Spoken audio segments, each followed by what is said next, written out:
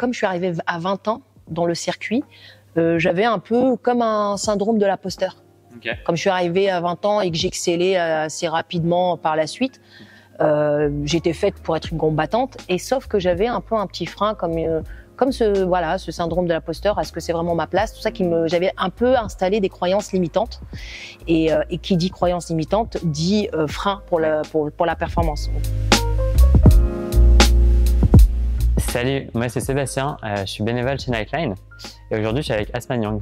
Oui, c'est moi, Asma Nyang. Alors je suis athlète de niveau, pas que. Je suis psychopraticienne, préparatrice mentale et surtout ambassadrice de Nightline.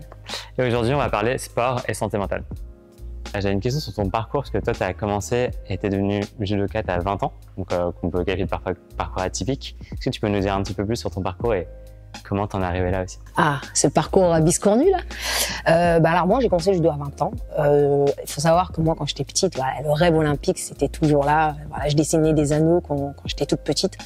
Et mon rêve, qui est devenu un peu après un objectif, c'est de pouvoir être une athlète olympienne, faire partie des meilleurs mondiaux. Et puis voilà, par destin, je suis entrée dans un dojo à l'âge de 20 ans. Et au début, je connaissais pas vraiment ce sport. Et puis un entraîneur m'a dit, si tu t'entraînes bien et sérieusement, avec beaucoup de discipline, tu pourras faire partie des meilleurs. Et moi, je l'ai vu en anneau olympique géant. Je me suis dit, non, c'est ce sport que je vais faire et je vais aller jusqu'au bout. J'ai fait les Jeux olympiques de Rio, Tokyo. Et je suis aussi préparatrice mentale et je suis aussi conférencière. Wow. Et toi, Seb, raconte-moi un peu ton parcours et puis surtout savoir, est-ce que tu fais du sport? Pendant mes études, mon rapport au sport, il a été assez compliqué, j'avoue. J'en ai pas trop fait. J'ai essayé de recommencer un peu l'escalade que je faisais pas mal au lycée. Et de toute façon, globalement, mon rapport au sport, il a toujours été un petit peu conflictuel. Je pense que c'est un rapport à moi aussi, un rapport au corps, un rapport à ce que le sport pour moi amenait en termes d'image, parfois de masculinité, virilité, qui pour moi, je me retrouvais pas là-dedans. Et aujourd'hui, je suis assez content de moi parce que je me suis remis à la salle. Et donc, moi, je me suis dit, c'est quoi l'objectif pour moi? Et je voulais vraiment gagner en muscles, gagner aussi en forme physique. Et donc là, aujourd'hui, je fais un peu d'escalade, un peu de salle. Et ça me va pour l'instant, je crois. On disait tout à l'heure, Asma, qu'il y avait une certaine pression pour les sportifs et aussi pour les athlètes de haut niveau. Toi, tu as un beau parcours, tu es sacrée olympienne aussi. Est-ce que tu vis le fait d'être un rôle modèle déjà? Est-ce que tu te considères comme étant un rôle modèle? Et quel impact sur ta santé mentale, ou en tout cas comme message que tu dois envoyer aux autres aussi là-dessus? C'est une très belle question. C'est vrai que je dis souvent que les athlètes de haut niveau, on va dire, ça fait partie en fait de ce parcours de redonner le témoin. Et c'est bien les médailles, et quand on en gagne, c'est fabuleux. Donc on inspire déjà par le fait de gagner des médailles, avec ce mental, et puis d'arriver à quelque chose de grand, mais aussi sur ce qu'on représente, ce qu'on incarne. Et je dis toujours, en fait, c'est simple, être athlète olympienne, c'est avoir une vie exceptionnelle. Et il faut prendre aussi tout ce qui va avec. Ça veut dire qu'il n'y a pas il y a des choses qui peuvent être aussi difficiles, qui vont avec aussi. Donc tout ça, tout ce qui est dans l'ordre du mental, des fois ça peut être très très difficile. Donc dans ma carrière, et puis même il n'y a pas très très longtemps, j'étais très très challengée. Alors c'est vrai que moi j'ai beaucoup travaillé sur moi pour prendre ça comme des challenges, et non plus. Donc dès que je suis en fait très challengée par une défaite, ou j'ai pas ce que je veux, ou ça se passe pas comme je souhaite, de pas sombrer très longtemps. Donc j'ai déjà connu des dépressions, bien sûr, tous les athlètes, peut-être pas des dépressions, mais des downs quoi. Et puis il y a des athlètes vraiment qui ont connu des dépressions. Et parcours exceptionnel, il y a tout ce qui va avec. Et ça, c'est ça qu'il faudrait savoir gérer.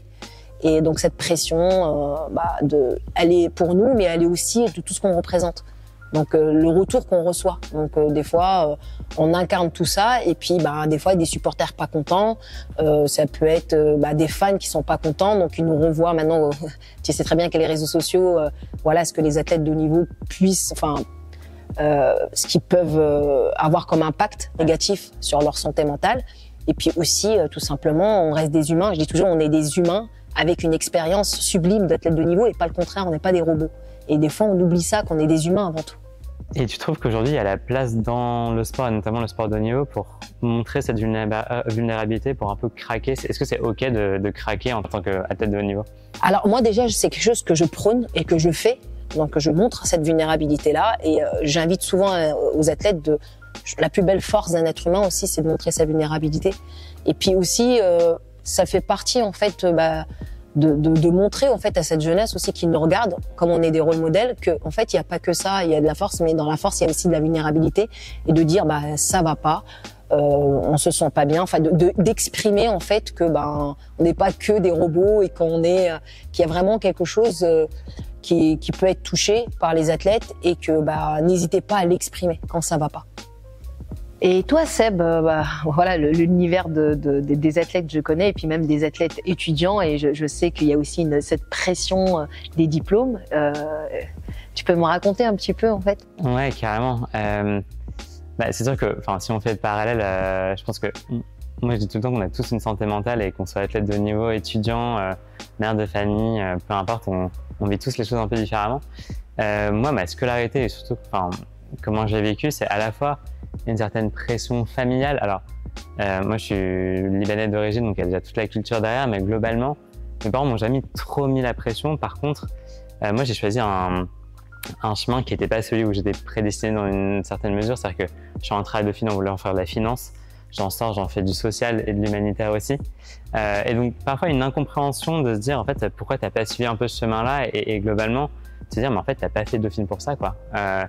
Pourquoi, en fait, tu viens pas gagner autant qu'on pensait que tu allais gagner, etc. Donc, il y avait déjà cet aspect un peu incompréhension parfois de pourquoi j'ai fait ce shift-là, alors que pourtant, ce qui me dirigeait comme étude, c'était de la finance, du commerce, etc. Et puis, clairement, je pense une pression un peu, je me rappelle, le premier jour où on est arrivé à Dauphine, on nous a dit, vous êtes les élites de demain, vous êtes les élites de la France. Et je trouve que ça pose déjà un cadre qui est hyper exigeant, parfois pas bienveillant non plus, et du coup, cette pression à tout le temps surperformer. Et au fur et à mesure, quand je suis rentré en master, j'arrivais à le gérer, mais je trouve que les 2-3 premières années, c'était assez anxiogène de se dire, en fait, on a des examens tout le temps, il faut tout le temps réussir, il faut toujours de se dire, en fait, est-ce qu'on va réussir à passer la licence, à avoir les bonnes notes, surtout que c'était exigeant aussi en termes de travail. Tout le monde était un peu aussi dans son coin à essayer de réussir tout seul. Après, quand même, il y avait une entraide collective. Moi, ce qui m'a pas mal aidé, c'est aussi faire partie d'une association à Dauphine et d'avoir aussi de construire un groupe de potes qui était hyper bienveillant, donc on construisait ensemble. Mais je voyais aussi plein de gens, et pas que des étudiants français, aussi des étudiants internationaux qui étaient assez isolés pendant les études et du coup n'arrivaient pas ou avaient du mal à gérer le stress. Donc en fait, dès qu'on a des petits cailloux dans la chaussure, que potentiellement on n'a peut-être pas le bon environnement familial ou autre, ça devient assez stressant. Et quand j'étais bénévole écoutant aussi, donc je prenais les appels sur la ligne d'écoute de Nightline, moi j'avais beaucoup d'appels justement de personnes qui subissaient le stress des études, qui sentaient qu'ils devaient gérer un boulot à côté, gérer une famille, ils n'y arrivaient pas, quoi. Pendant les études, il y a des partiels ou des examens souvent, et donc les 2-3 semaines avant, on est tous hyper stressés, on est là, ok, il faut vraiment que je me prépare, etc. Pour les sportifs, j'imagine que ça doit être pareil d'avoir des compétitions sportives. Comment tu te prépares mentalement à ce genre d'énormes compétitions ou énormes challenges aussi là-dessus? C'est exactement ça. C'est tous les athlètes, et sans exception, c'est un grand athlète, même qui a un Nadal ou un Teddy Riner ou qui ont des gros palmarès, même eux ils stressent. Donc après il y a plusieurs stress, hein. Il y a un bon stress positif et négatif, de comment le transformer. Alors ce qui me concerne moi, j'avais beaucoup de problèmes d'ordre, comme je suis arrivée à 20 ans dans le circuit, j'avais un peu comme un syndrome de l'imposteur. Okay. Comme je suis arrivée à 20 ans et que j'excellais assez rapidement par la suite, j'étais faite pour être une combattante, et sauf que j'avais un peu un petit frein comme ce syndrome de l'imposteur. Est-ce que c'est vraiment ma place? Tout ça j'avais un peu installé des croyances limitantes, et qui dit croyances limitantes dit frein pour la performance. Donc je coupais un peu mes ailes. Et donc voilà, j'ai beaucoup travaillé ça, que voilà, si j'en étais capable, c'est que c'était ma place et que j'avais la place d'être là. Et je sais que je me suis vue dans un championnat du monde au pied du podium parce que justement j'ai eu une petite croyance, petite mémoire qui était encore là, qui m'a fait perdre ma demi-finale. J'avais fait un parcours incroyable en fait, et je sais qu'il y a eu une petite mémoire, voilà, cette petite croyance qui me disait en fait tu vas être médaillé toi. Et donc voilà. Et donc il y a ces freins là, et voilà, les athlètes qui sont accompagnés. De toute façon maintenant ça commence à vraiment arriver en France, où ça fait partie des piliers de la performance. On parle du technique, du tactique. prépa physique, mais il y en a un qui a été oublié et c'est lui qui englobe le tout, hein, la préparation mentale. Et enfin, il y a la santé mentale, mais il y a vraiment la préparation mentale. Comment préparer en fait une échéance et puis transformer tout ce qu'on a de négatif en quelque chose, une force en fait. Et ça, j'ai réussi à le faire quand même pendant mon parcours. Sinon, j'aurais pas eu un parcours aussi atypique et où j'ai réussi vraiment à sortir de plein de zones d'ombre que j'avais. Mais c'est avec un travail en amont, avec même moi qui accompagne, je me fais accompagner par un préparateur mental pour ça, et puis même un psychologue. Et aujourd'hui, il faut pas avoir honte. Les athlètes, souvent, qui n'ont pas vraiment, il y en a, je dirais pas tout le monde, ce truc de pouvoir exprimer que eux aussi, ils vont voir un psychologue, ils vont voir, c'est quelque chose que je pousse les athlètes à le faire, que voilà, comme les étudiants, je sais pas entre vous, si tu vois des étudiants te dire, ah voilà, en ce moment, je vois un psychologue, je sais pas entre vous, si c'est quelque chose qui a un tabou ou pas, et j'essaie un peu de casser je pense que c'est assez culturel. En France, on est très dans la pudeur, contrairement aux anglophones, en fait, où je sens que eux, ils en parlent clairement, et nous, en fait, on a quelque chose d'assez tabou. On va voir quelqu'un, toujours. Voilà, je vois quelqu'un, et donc ce quelqu'un qui peut transformer avec des mots, rien que de pouvoir mettre des mots sur des choses.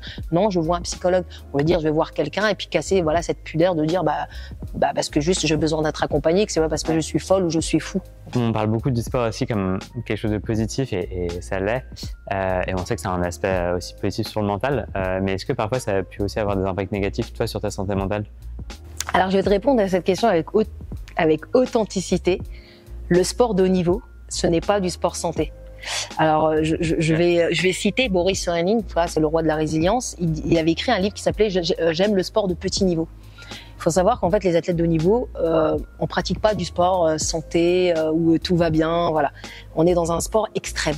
Ça veut dire qu'à s'entraîner 25 heures, 30 heures, voire plus pour certains sports, mène, on va dire peut-être des névroses, ou mène des choses. On est toujours dans le trop plein vide. En fait, c'est des montagnes russes. Gagner, perdre, s'entraîner. Vous avez pendant 4 ans pour perdre aux Jeux Olympiques, s'entraîner énormément de temps pour une journée. Donc en fait, ça peut mener un peu à un état émotionnel qui est tout le temps dans le up-down. Donc on est vraiment dans les montagnes russes, et c'est comment accompagner et garder l'équilibre et réussir qu'un athlète soit résilient. Donc moi, je sais que ça a été vraiment la chose où j'ai essayé de gagner et de le préparer, de rester résiliente quoi qu'il arrive. C'est quelque chose que j'ai travaillé vraiment pendant des années, que je faisais quelque chose, comme je l'expliquais tout à l'heure, d'exceptionnel. Voilà, c'est beau, machin. Je vais chercher quelque chose le Graal sur quelque chose, puis être la meilleure version de moi-même. Il y a un travail qui est énorme. Mais comment j'allais faire si ça ne marche pas et que si je tombe? Comme si j'avais déjà préparé un parachute. En fait, je vais travailler en fait cette résilience. Même si on s'y prépare, des fois, ça arrive pas, quoi. Mais de comment travailler ma résilience. Et là, ça peut être le parallèle. Je sais que sur des étudiants en médecine que j'accompagne, par exemple un étudiant en médecine et qui a tout misé, il a pris un crédit pour ses études, tout ça, et il m'avait posé une question simple. Il me dit, avec tout ce que je fais, mes études, j'ai pris un crédit parce que ma famille elle est modeste, j'ai tout misé, j'ai beaucoup travaillé, et si je deviens pas médecin, qu'est-ce qui se passe? Et donc en fait, on a beaucoup travaillé, voilà, cette direction-là. Okay. Donc voilà, c'est qu'est-ce qui va se passer s'il fait autre chose et que son chemin il n'était pas pour qu'il soit médecin, parce qu'il a une obsession d'être médecin, c'est vraiment tout pour lui, vraiment. Et au départ, il me disait des mots très très durs. Il me disait, moi, si je suis pas médecin, je suis plus rien en fait. Et c'est s'identifier à son diplôme, s'identifier à son métier, comme nous on s'identifie. Moi, je me suis déjà vue m'identifier à ma médaille. Et c'est là où c'est un petit peu triste, parce que notre valeur n'est pas une médaille. Ça veut dire, il y aura un autre champion, nous on reste nous. Et on a tendance à s'identifier, la médaille n'est plus là, nous on n'est plus là. Donc en fait, on juge, c'est quelque chose qui est très très dramatique des fois chez les athlètes, or qu'on n'est pas nos médailles. C'est une récompense, mais notre valeur, elle reste la même. Et pour les étudiants, je sais que souvent, ils s'identifient à leur diplôme, donc ils n'ont pas le diplôme qu'il faut ou les notes. Et eux, en fait, ils sont impactés de la même manière. Pour toi, en fait, qu'est-ce que ça pouvait t'apporter? Est-ce qu'il y avait quelque chose, en fait, qui était assez négatif dans le plan sur le sport en lui-même? Je pense que j'ai un rapport au sport qui est complexe. Moi, j'ai eu des troubles du comportement alimentaire plus jeune, notamment au collège et lycée. Déjà qui m'ont, moi, donné un rapport à mon corps qui est complexe. Et en plus, on sait que quand on a des TCA, on essaye de surperformer. On fait pas mal de sport aussi parce qu'on a une obsession du corps. Et du coup, moi, dès qu'on parlait sport, on parlait rapport au corps, se montrer, se comparer aux autres, nudité, une certaine forme de virilité aussi dans laquelle je me suis jamais trop retrouvé. Et du coup, j'avais vraiment ce truc de, tu sais, c'est un peu ce truc où à la fois quand tu as des sports collectifs et tu es le dernier à être choisi dans les équipes, horrible, vraiment à chaque fois je détestais ça. Et ça m'a pris vraiment beaucoup de temps. Et encore aujourd'hui, là le fait, je parlais d'être à la salle aujourd'hui, aller à la salle pour moi c'est genre un effort mais énorme parce que ça me demande de combattre un peu tous ces... tu parlais de pensées limitantes, toutes ces pensées limitantes, cette image que j'ai par rapport au sport et qui m'a parfois me fait me sentir pas hyper bien non plus par rapport à moi, par rapport aux autres. Et que ce soit dans les relations amoureuses, relations amicales aussi. Et là maintenant, j'essaie vraiment de prendre le sport comme un échappatoire. J'ai fait du VTT pendant 2 ans et ça j'ai adoré. Pareil, j'ai fait de l'escalade pendant un moment aussi. Et je trouve que ça m'a apporté vraiment ce moment où je suis très là-dedans et j'aime bien en plus me reconnecter au corps. Comment tu fais pour prendre soin de ta santé mentale? Ah, grosse question. Moi, il y a un truc que mon père m'avait dit il y a 5-6 ans, c'est Seb, tu dois apprendre à t'ennuyer. Et parce que en fait, moi, je disais tout à l'heure, je fais 1 million de trucs tout le temps. Et j'ai eu un moment, en fait, je me suis rendu compte qu'en fait, tous les soirs, j'étais pris. Le week-end, soit je bossais, soit je faisais du bénévolat, j'avais plus aucun temps à moi, quoi. Et j'étais, waouh, ok. Et pourtant, je pense que je suis quelqu'un de très extraverti, j'aime bien être avec des gens, mais j'ai un moment, en fait, j'ai besoin de temps avec moi-même, quoi. Et du coup, moi, mon premier truc pour prendre soin de ma santé mentale, c'est trouver ces espaces où je ne fais rien. Genre vraiment, j'apprends à m'ennuyer. Et au début, ça veut rien dire apprendre à s'ennuyer. Et en fait, j'ai enfin compris de se dire, ok, en fait, t'as une soirée où t'as rien de prévu, tu vois ce qui se passe, mais t'es pas dans l'organisation, t'es pas dans le contact avec les autres. Et ça m'a pris vraiment 1 an et demi à mettre ça en place, de dire non, ou de arrêter de prévoir des trucs quand tu vois que dans ton agenda, il y a rien. C'est une habitude qui est longue à changer. Donc ça m'a vraiment pas mal aidé. Et l'autre chose, c'est que j'ai commencé à avoir une psy aussi. Pareil, je trouve que on se dit souvent il faut aller voir un ou une psy quand tu as mal. Moi, je trouvais pas que j'allais forcément mal, mais je savais que j'avais plein de sujets de fond que je voulais bosser. Et du coup, je me suis dit, en fait, commencer une thérapie. Enfin, j'en avais fait pas mal quand j'avais mes troubles du comportement alimentaire, psychiatre, psychologue. Ça m'a pas mal dégoûté de la psychologie, honnêtement. Je pense que j'étais trop jeune. Et là, le refaire avec 5-6 ans de recul, ça m'aide vraiment pas mal à cheminer aussi. Et du coup, mixer les deux, c'est trop bien parce que les séances de psy font ressortir pas mal de choses que j'ai le temps de travailler quand j'ai mes temps avec moi et tout ça. Et toi, alors, comment tu penses à ta santé mentale?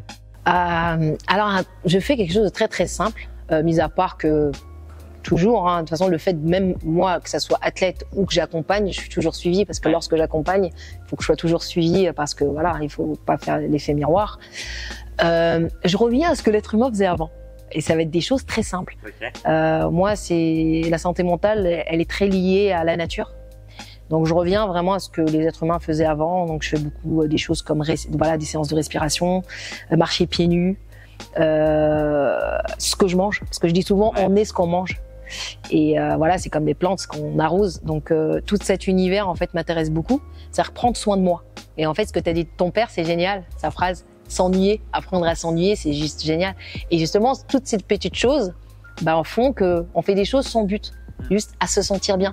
Voilà, de enlever des fois mes chaussures, mes chaussettes et d'aller marcher juste dans la nature, juste marcher, mais je vais nulle part. Juste marche. Et voilà, il savoure ce moment-là avec toi. Et ça, c'est quelque chose qui m'aide énormément.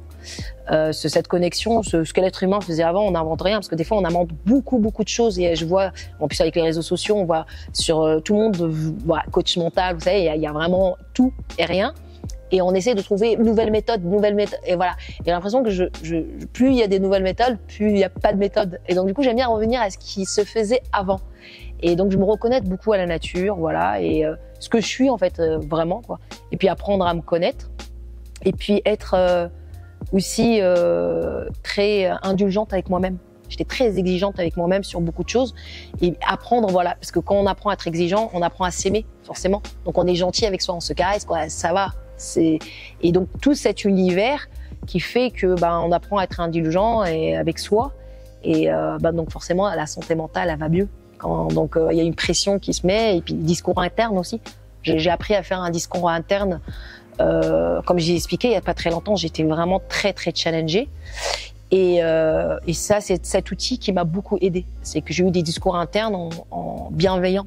très bienveillant envers moi-même. Et donc, il y a des mots que je peux dire devant le miroir ou des mots que je peux me dire. Je discute avec moi-même. Et donc, le cerveau ne comprend juste ce qu'on lui dit. Donc, j'ai appris vraiment à avoir un discours très bienveillant avec moi. En fait, me faire des déclarations d'amour. Il faut se faire souvent des déclarations d'amour pour sa santé mentale. Asma, merci. En vrai, c'était hyper intéressant. Enfin, surtout de voir aussi comment, à la fois les parallèles entre la vie d'étudiant et la vie d'athlète de haut niveau. Mais pour moi, ce que je retiens surtout, c'est le volet, ça prend du temps. Et tu parlais d'indulgence tout à l'heure, je trouve qu'il faut aussi être un petit peu exigeant avec soi pour dire je vais prendre le temps de prendre soin de moi. Je trouve que tu le montres hyper bien là-dessus, donc merci beaucoup pour ça.